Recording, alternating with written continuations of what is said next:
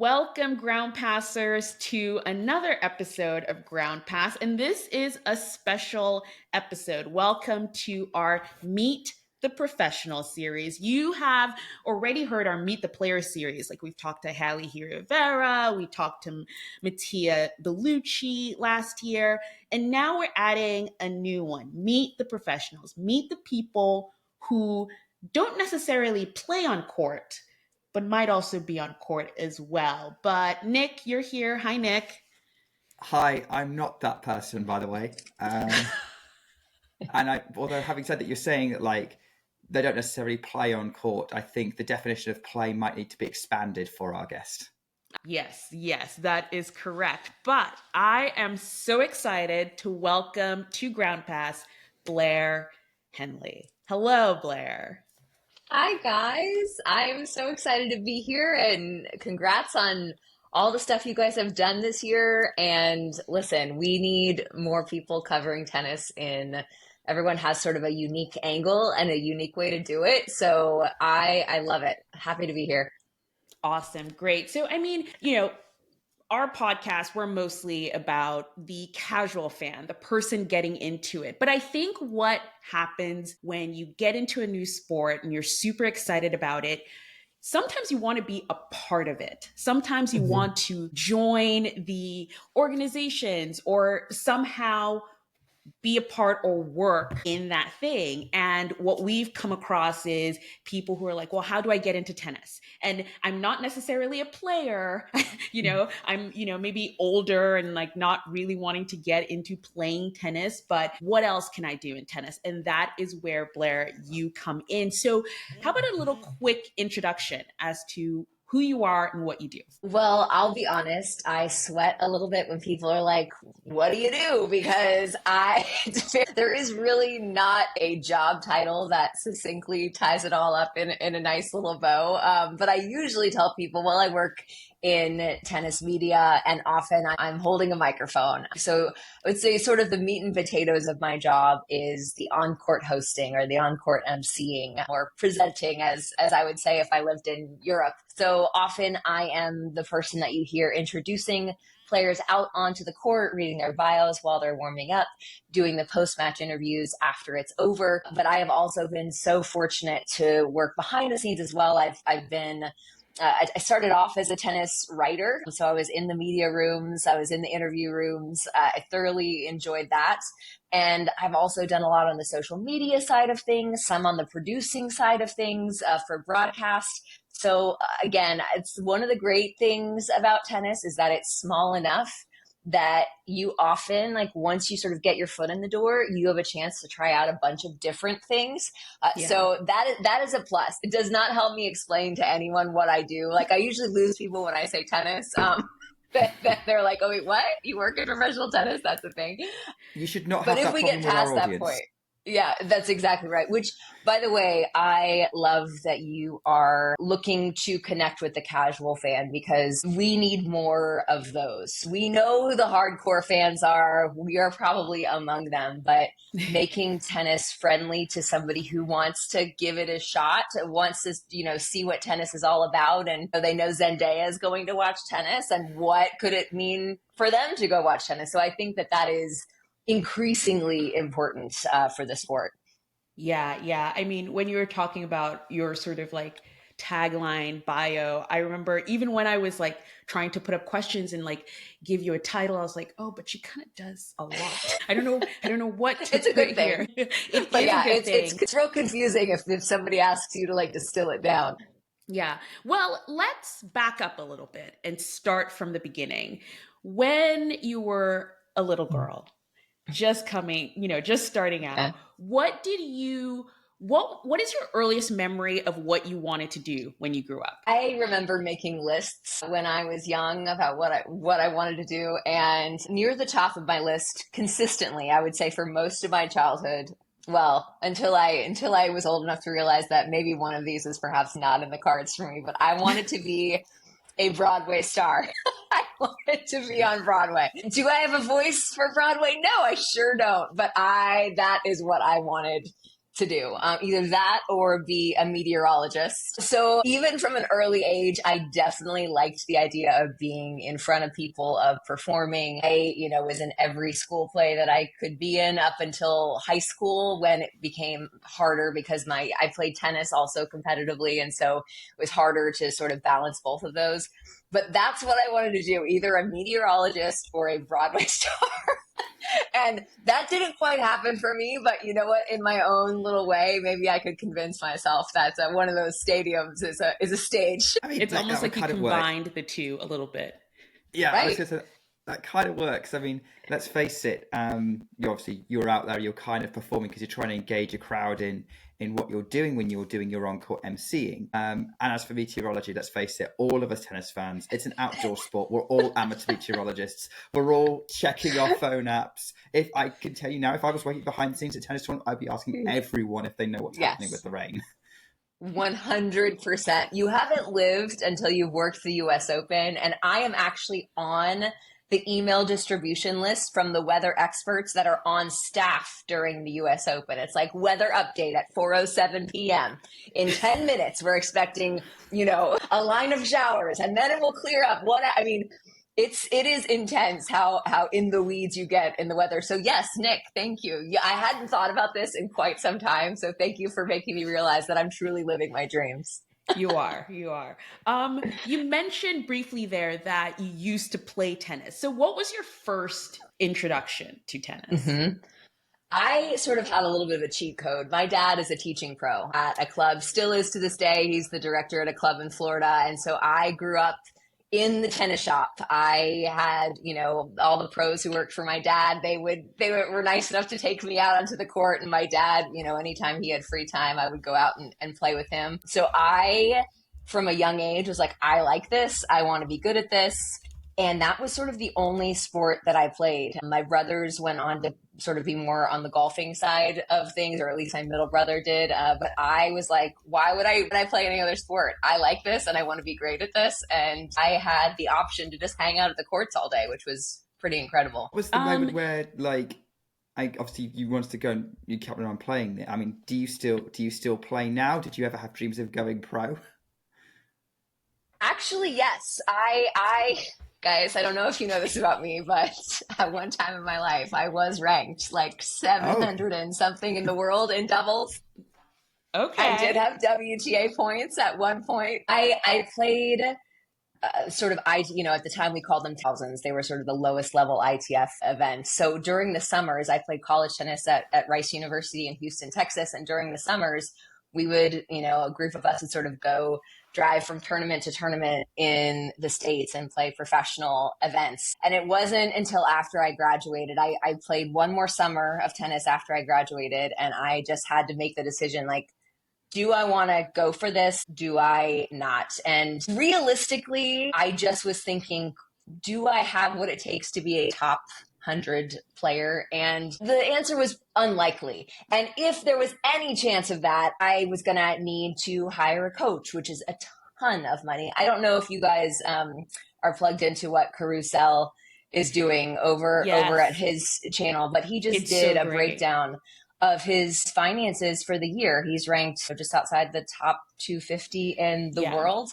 And essentially you're hemorrhaging money. I'm risk averse in general. And to me, that was a big risk to pony up. And I probably would have to be teaching on the side to make that money. And how does that impact how good you can be actually playing? Because believe me, if you standing there feeding like this isn't so great for your actual tennis game. So I had to make that call and decided to head off into the real world instead. So what did that mean? Because when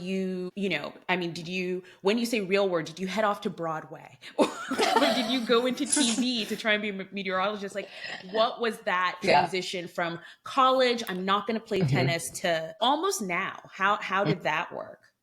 It wasn't particularly easy. I did not know, I was in search of the proverbial passion that if you find it, you'll never work a day in your life. Like that's what I was looking for. And I didn't know what that was. I loved tennis and was like, I don't know, am I going to like being an investment banker? I was an economics major. So I went to Rice is a very much a science and engineering school. They didn't have a lot of sort of communications, journalism like that. Those weren't options for me.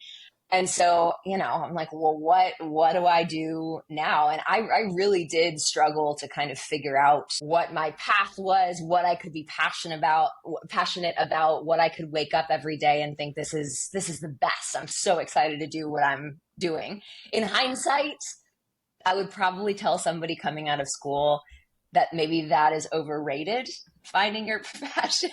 And I feel like that sounds so terrible, but in some ways, your job can facilitate your other passions in life. Find a job that you think is fine enough, that you're not going to be miserable doing every day. And your job can be sort of a gateway to do the things that you're passionate about, that you might not be able to find something that interlocks so specifically with that thing that is your dream and that you've always thought about pursuing. So anyway, that's a total aside, but I sort of started off teaching tennis because I was thinking, okay, maybe, I briefly had a job as a pharmaceutical salesperson. That was not my calling. It's not your calling. It was the paycheck was nice, but that was not my calling. And then I got married when I was 25 and my husband was playing professional baseball. And really looking back, that was sort of what got me over the hump to be, to maybe be a little riskier with my path than I would have otherwise, because we were moving every few months. It's not like I was in a place where I could go to an office and have a, quote unquote normal job. We moved, I think, like 16 times in 3 years. And so it was during that time that I started writing for tennis websites because I could do it remotely. I was teaching tennis pretty much wherever we went. It's one of the benefits of being a female who can teach tennis is that, I mean, they didn't even ask me if I was any good. They're like, you are a woman and you teach this sport, you're hired. So I could pretty much get a job wherever I wanted in terms of teaching tennis, but it also allowed me sort of the time and the flexibility and, maybe just a little push out the door to say, okay, well, I can't do much right now. Let me try writing.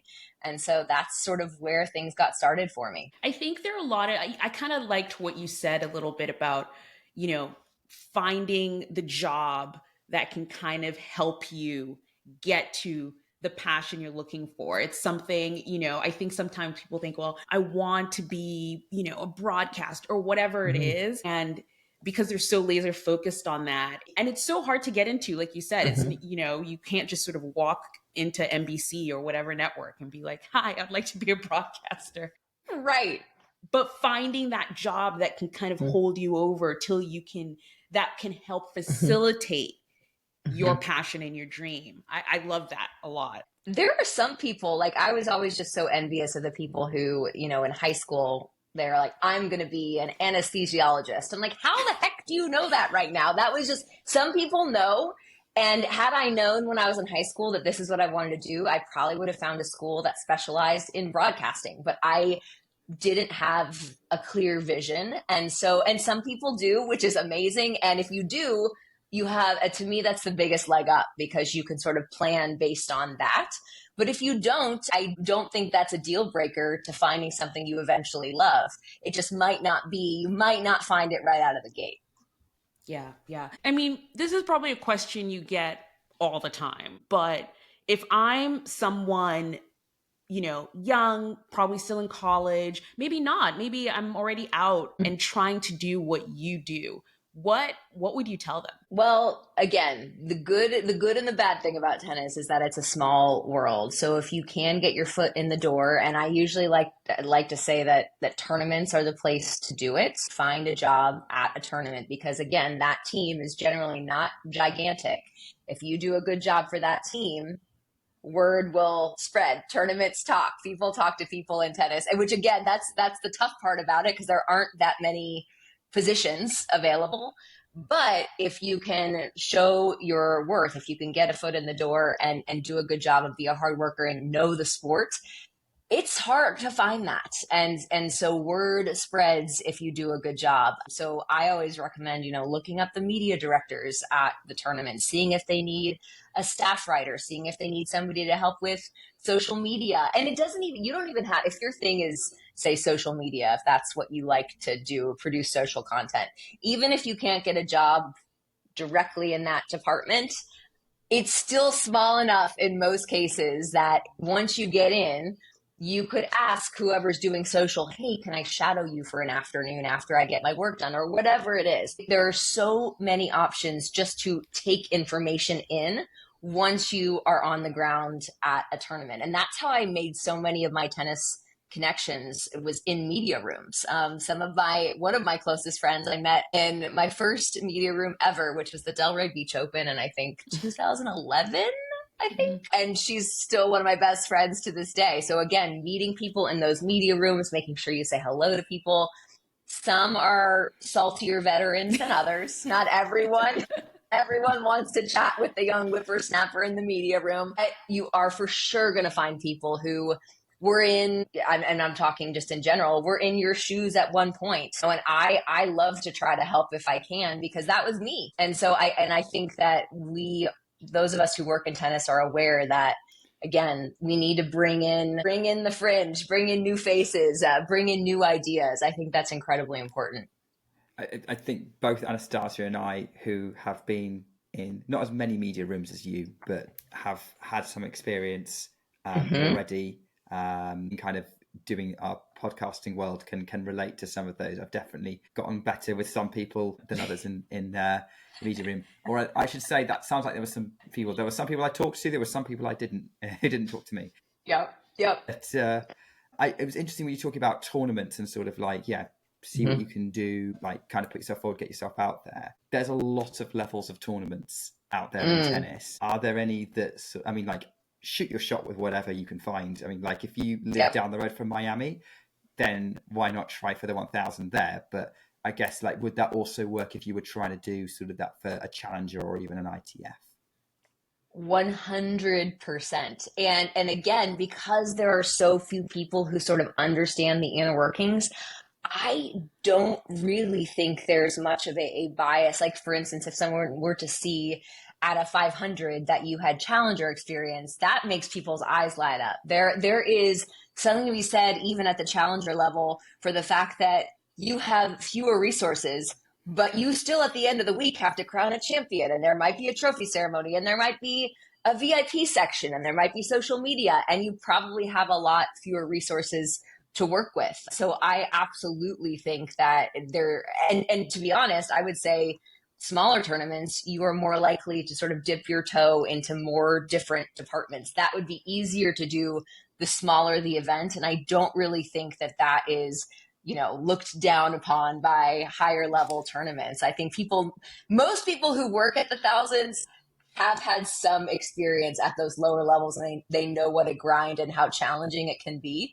So I think that has value in itself. For me, I just champion the 250s, I'll say that to whoever wants to listen. I think they're the best. The access to, and that's why when, there's been all this talk about a restructuring of the tour and essentially doing away with the 250s and even potentially the 500s. And I'm just like, and doing away with them in the sense that they wouldn't necessarily be part of the main tour. The hope would be that it wouldn't matter, that people would still want to go and still have fun, even if maybe they aren't getting the random people who, that say you're at a American tournament and you're getting Tommy Paul and Taylor Fritz and guys who are likely getting an appearance fee. You might not get those. I like to think that people would still show up, but in general, 250s for tennis fans are just as cool because the players are generally more relaxed. There's way more access. The stadiums are smaller, so you have a better view of the court. You can better appreciate how fast the ball is going and the spins and the strategy and the footwork. I don't know. I mean, I could be the PR person for the 250s because I just think that they are the best.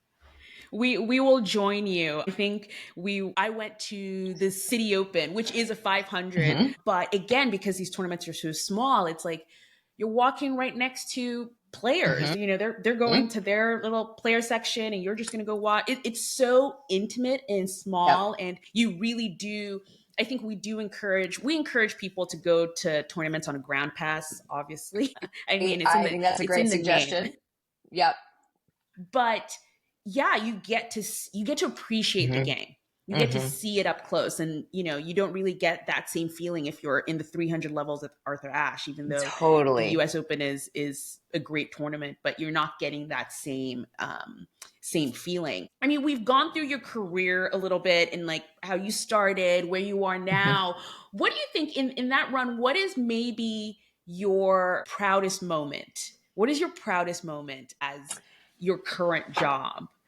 What would you say it is? This is a tough one. I'm trying to think of a specific moment. I feel like this year there were a few times where I got calls to do jobs that kind of sort of fell out of the sky. It's not like I was planning on it when the season started. And knowing that somebody would trust me to do an event like that, whether it was, Wilson trusting me with the Roger Federer racket launch event in New York, or, I was just really fortunate to do an event where Stephanie Groff was there, or there is a trust level that comes with getting those sorts of roles. And I think that probably means the most to me. That, and also, I always get so excited when someone says, I saw that interview. Like, I like to give you specific examples because I know it, as a podcaster, it helps to have examples. But like, if we're thinking this year about Zizou Bergs, who I would say not many people knew particularly well. Maybe they had heard of him. He has a very distinctive name. He models on the side. So people may have heard of him for one reason or another. But in Houston this year, when, I was asking every player, what's your relationship like with Clay? And I asked him that question, and he waxes poetic. It was like a minute-long answer, which we did not actually put in the social media clip, about Clay Snipeman, who is the ATP physio. And it took I me a saw minute that to be clip. like, what is he talking about? But when people say to me, oh my gosh, like at the US Open, I can't wait to go, watch Zizou on court, whatever. I just thought he was the best. I saw that interview you did with him. That makes me so happy, because I have probably said this on every podcast I've ever done. But in my opinion, what creates hardcore fans for life are when people can relate to a player's personality. Like, yes, it's great if they have a beautiful one-handed backhand, or, they can hit a serve 142 miles per hour. Like, yes, that the tennis stands out and it stands alone. But the long-term fandoms, the hardcore fandoms, in my opinion, are so often created by somebody connecting to a player's personality. So it is an incredibly proud moment anytime someone says to me, I saw that interview you did, and I just thought, I had no idea so and so had such a great personality, or I had no idea they were so funny and so engaging. And that is a proud moment for me every time. And that Yeah, kind of really connects into one of the reasons why, Anastasia, you wanted to start this podcast, because you started this, it came to me, this idea of like, you wanted to create this podcast for someone who was coming to the US Open for the first time, or had only went to the US Open and didn't follow the tour and didn't know who any of these people were.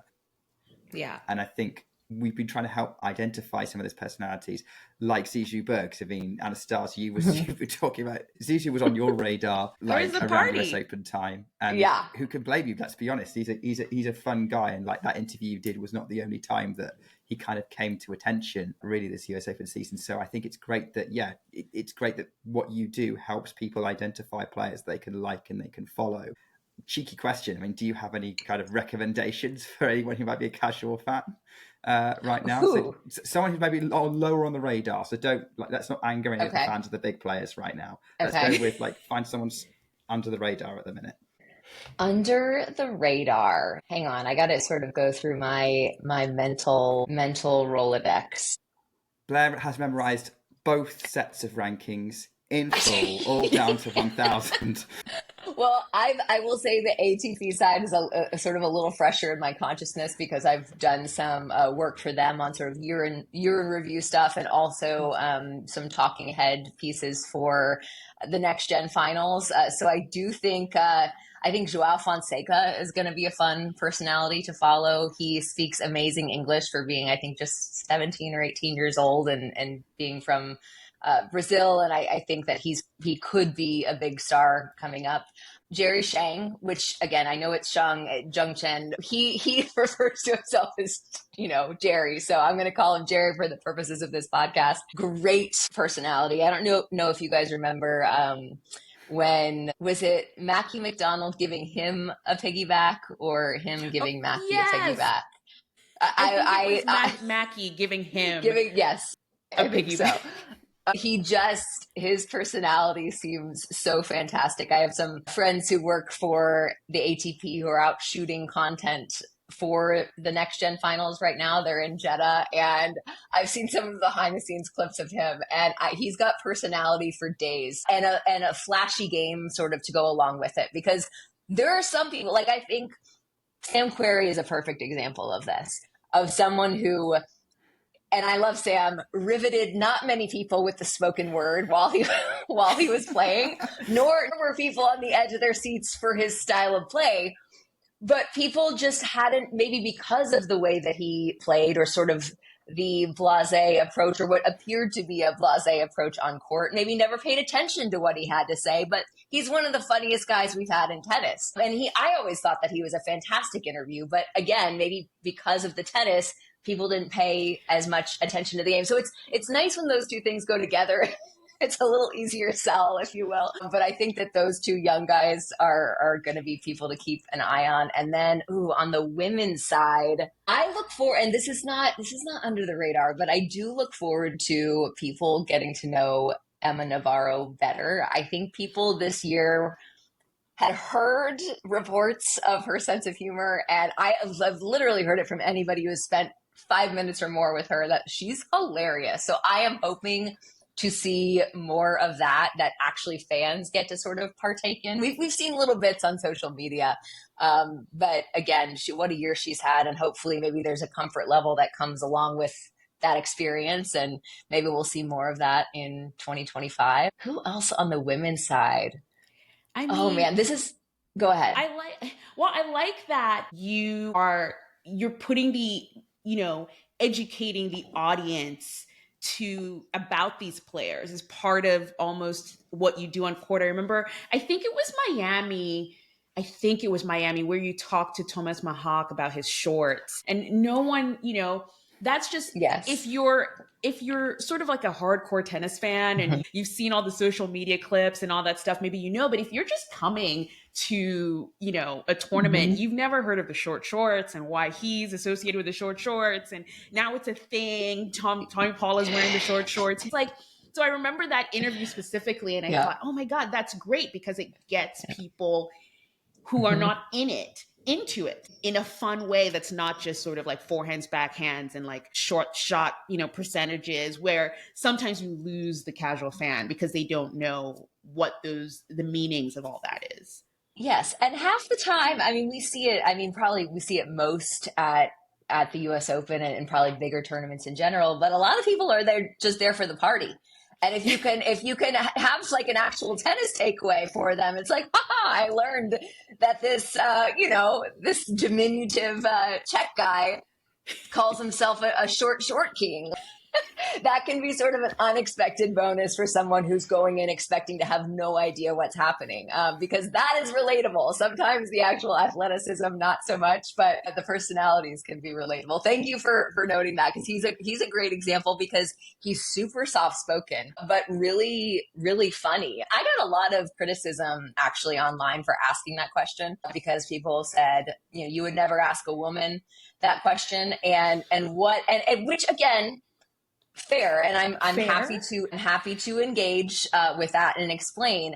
That is, I didn't know, I had never interviewed him before that on court interview in Miami. And so I don't know what his personality is like. And so before we started the post match interview, I actually went up to him at the bench and I said, hey, I'm Blair. Nice to meet you. If I joke about your shorts at the end of this interview, like, is that okay with you? And he's like, oh yeah, like, sure, go for it. And so I'm like, fantastic. So again, to me, I feel like as long as the player is in on it, comfortable with it, you can have those moments that potentially expose a piece of their personality that people haven't seen before. There's maybe some risk that goes along with that because sometimes those things can fall on their faces. And I've been a part of those moments as well. And you're like, nobody was paying attention to that one. So there is a little bit of risk, but I think in general, as long as it's done in a professional way, it's worth the risk. Yeah. Especially when he calls himself that. Yeah, like he had reputation that already. Helps. He put that out there before you did. But you're talking a lot about kind of questions there and sort of like what kind of you're thinking about. Does maybe the different audiences in a tournament you might be emceeing for influence how you come up with questions? So like, would you ask a different set of questions at someone like Miami or even like a 250 at Delray Beach compared to the US Open?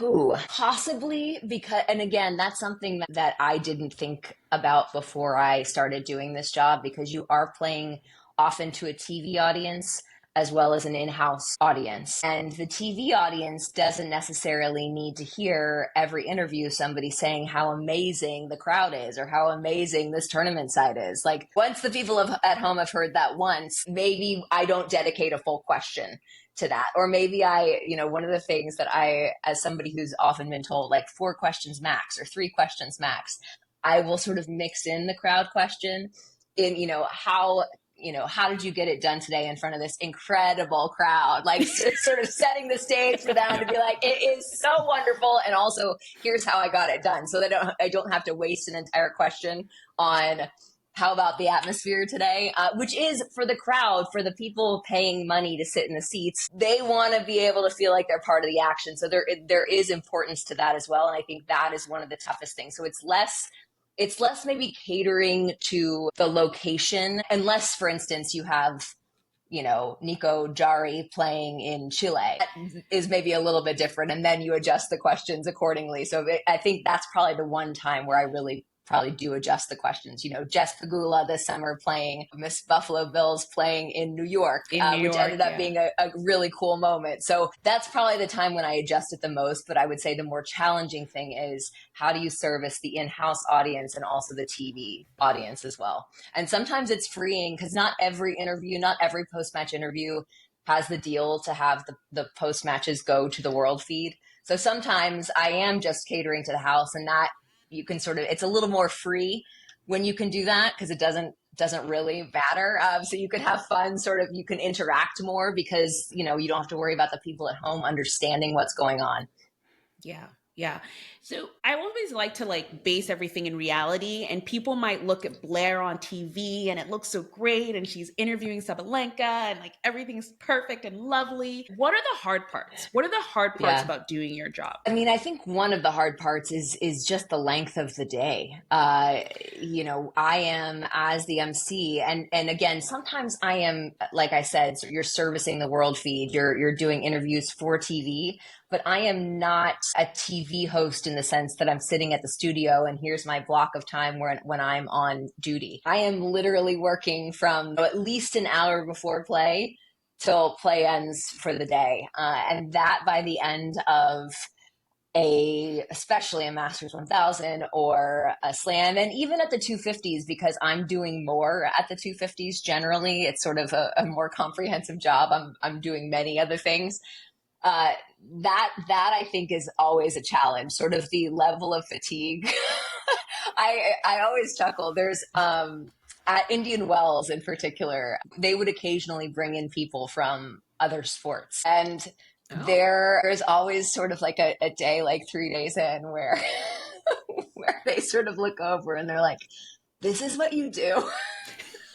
This is it. Because it is such an incredibly long day. It's not like you have one football game a week and you get to focus all your social media attention on that one time frame. It sort of never ends. And I would say that is the most challenging thing. And also, if you're doing any sort of content production, whether it's for broadcast or social media, trying to make things feel fresh when there are 10 other people trying to make things feel fresh week after week after week. So not only do you have to come up with fresh content for yourself, but you have to come up with content that sets yourself apart from all the 10 other people coming up with content on a week by week basis. And that I have a ton of respect for, I was mentioning my friends at the ATP doing content at the Next Gen Finals right now, to have to come up with that stuff every single week. It's enough to just fry your brain matter. It's hard. That part is hard.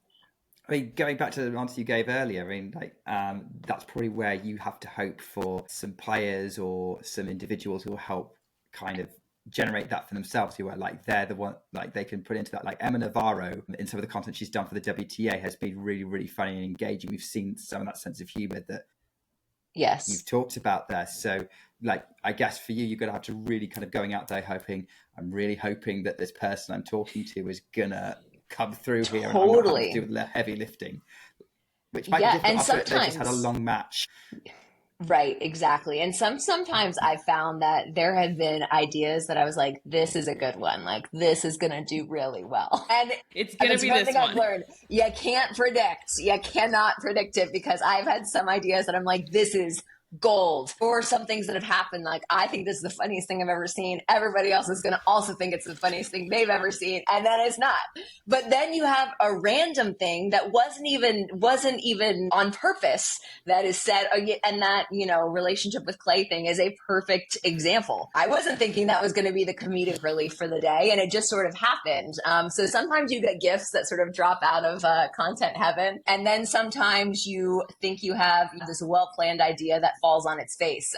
So I've tried to learn to keep my expectations low, because you just never know. And you can't really predict how an interview is going to go, or how even your best laid content plans are going to go. Yeah. Yeah. I mean, we only have a few more minutes here, so just going to start, winding down a bit. But I mean, you've been in the game for a long time, and you've seen ebbs and flows, I think, with tennis as a sport. What do you think the landscape is now, especially for someone who, again, I really would like an episode like this to target young people who maybe want to get into the sport as a profession, not just as maybe a player or something like that. But what do you think? What's the tennis landscape right now, and where do you think it's headed? Well, I hope the fact that tennis, I feel like, is now, not as now, I feel like it always has been in some sense, but there is sort of a trendy piece of the puzzle. I do hope that can help attract at least the first step for fans who are maybe seeing it on TikTok or, I don't know, Snapchat, or maybe some of them are still seeing it on Reels. But I think that, little pieces like that, make tennis look sleek and shiny and fun and star-studded, that can maybe sort of whet the appetite a little bit, maybe pique some curiosity. And then I feel like I do hope one thing that I'm hoping is that tennis can, at the grassroots level, in terms of the coaching level, do better than it's maybe doing now. I think that pickleball has had an impact on tennis, 100%. I don't think you can say that a sport that's come in and taken over tennis courts, many of them, I had, a facility not far from me. They had 12 tennis courts, and now they have they have 0 tennis courts, and however many pickleball courts you can divide those 12 tennis courts up into. So I do think it's had an impact. And I think a big part of that is having coaches who can coach well, because one of the things that's so attractive about pickleball is you can get out there and on your first day you can rally. And I think that a good tennis coach can also teach someone that fairly early on, if they're not trying to teach them to hit a forehand like this, because that's how Rafa does it. I'm getting on my soapbox now, but I think that, yes, there is that social media piece of things like, ooh, that looks fun. I want to see, maybe there's a tennis tournament in my area. So I think that's a piece of the puzzle. But I think it's also the reason pickleball has a pretty good fan base at their events is because all these people are playing pickleball.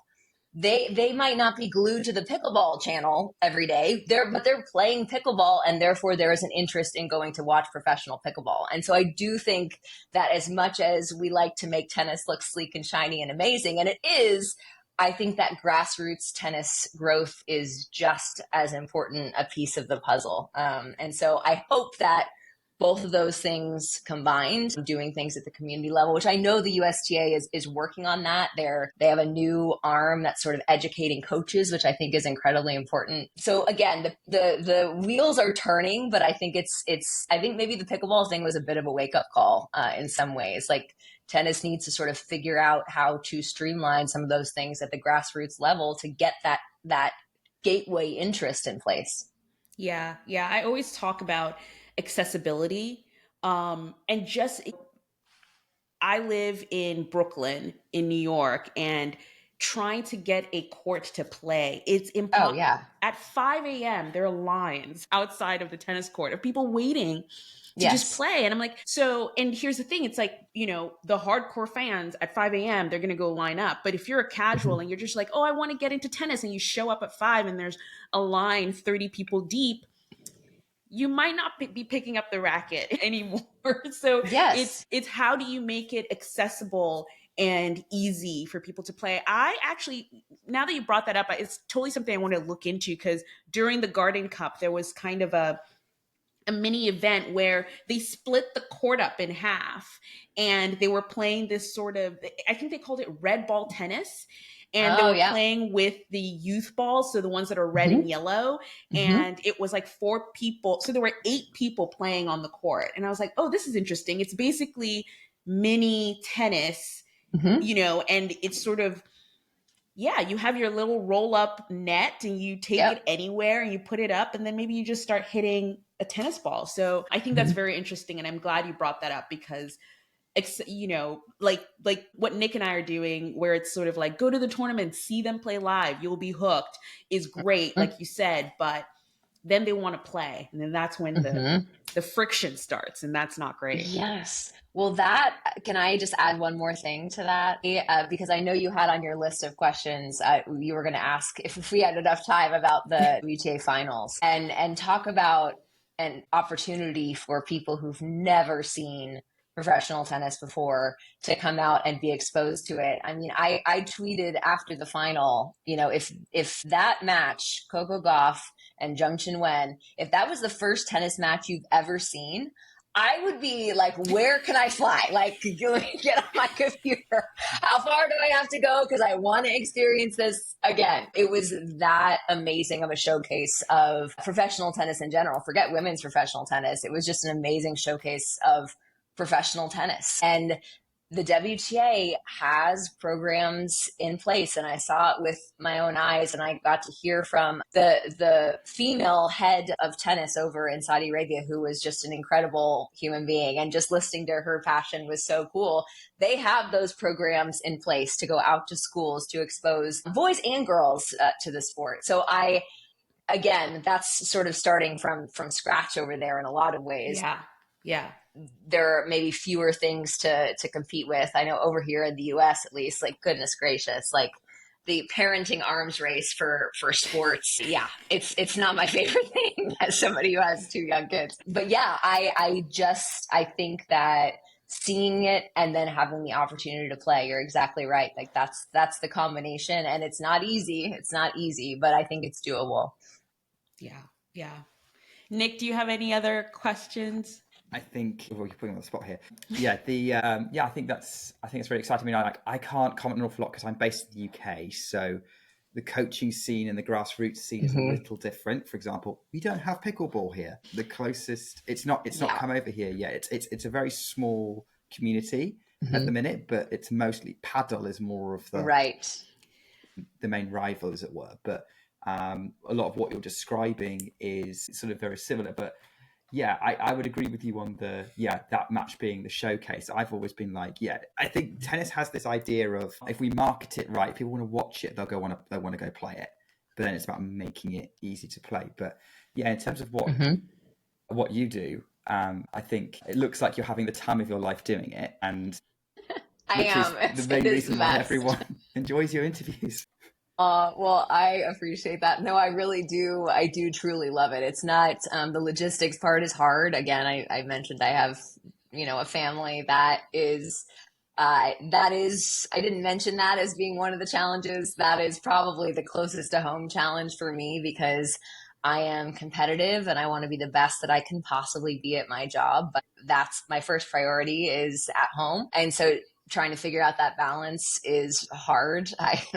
There's no other way to put it. It's difficult, but if I didn't love it, I wouldn't be trying to figure out what goes on each scale because it's worth it to me because it is so special and I feel so just blessed that God has given me the opportunity to do what I love. And I didn't even know it was a job back when I was doing all the math for my economics degree. I could have saved myself some sleepless nights there. But yeah, God knew the grand plan was not, in fact, to be an investment banker. So here we are. Some things work out for the better. I think some things work out for the better. And yeah, hey, look, at least you got to stay in tennis whilst you were there. Yes, that's a great point. Yeah. Well, Blair, I mean, this was really awesome. And to all our listeners, I hope you've taken away from this as much as I have. Like, my favorite thing is like when I record a podcast and I'm like, ooh, really? Tell me more. I'm learning. I could have talked to you guys for ages. I love talking about tennis, and it's so hard for me because most of the people most of my local friends are like, they have no idea what I do. And so being able to talk to fellow tennis lovers from home in Texas is pretty great. So thank you. Of course. So thank you, Blair, for coming onto the podcast. And yeah, we'll see you guys all on the next episode soon. Bye. Bye. Bye.